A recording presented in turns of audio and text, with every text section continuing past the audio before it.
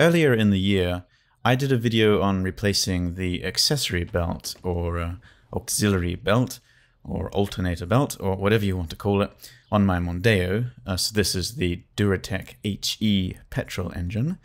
And as part of that, I took off the belt tensioner.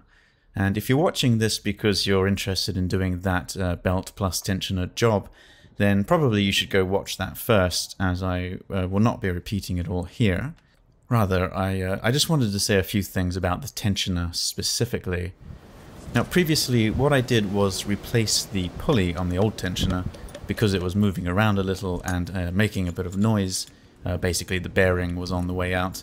Not too bad, but I was replacing the belt and it obviously did want doing at some point. And it did, of course, calm the pulley down and sort that out. So that was the cheap way of doing it, but actually after the fact I realized the tensioner was still not quite right. And in fact the tensioners on the Duratec do have a bad reputation of having a short life, which is unfortunate, and it's made worse by the fact that they're quite expensive from Ford if you go that route and buy a genuine Motorcraft one. Now this one's not too bad, but it is starting to bounce around a little.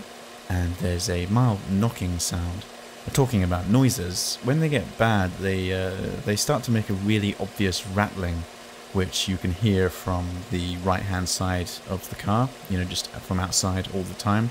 It's very obvious once you know it. But in this case, it's a lot more subtle, and here's a little trick to try to pinpoint sounds from your engine. You can see what I've done here, just cut the top off a plastic bottle and mashed it on the handle of a longish screwdriver. The idea here is sound in the form of vibration will be transferred up the driver shaft, and the secret is to sort of collect and direct the sound a little like a megaphone. So with the engine running, you can carefully put the end of the driver in contact with whatever it is you want to isolate, and you will quite reliably hear an amplified sound from just that area.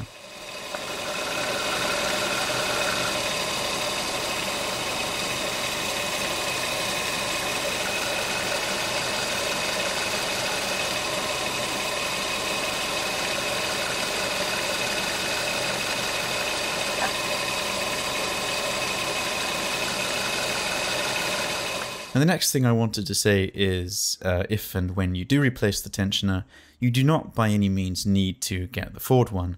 Firstly, as I said, they're expensive, and secondly, they're known not to last very long. So an aftermarket version is definitely a safe bet in this case, I would say. This particular one I have here is from Continental, their Elite brand, which by all accounts is a reputable name. That's the part number there if you're interested. I'll also place some links to generic parts below. It's a bit strange. The box label says made in Mexico, but on the body of the tensioner it's quite clearly stamped made in Canada. Not sure what the deal with that is. Anyway, it can't be said for sure without using it and seeing how long it does last, but hopefully this will go at least as long as the Ford ones, and maybe longer. And it certainly was a great deal cheaper.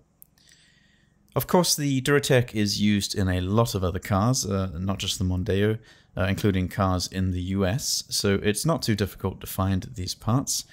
You may be better off not searching specifically for the Mondeo if that's the car you do have. Look, for example, at the Focus or others. And this is obviously not a direct clone of the Ford part like some of the generic ones are.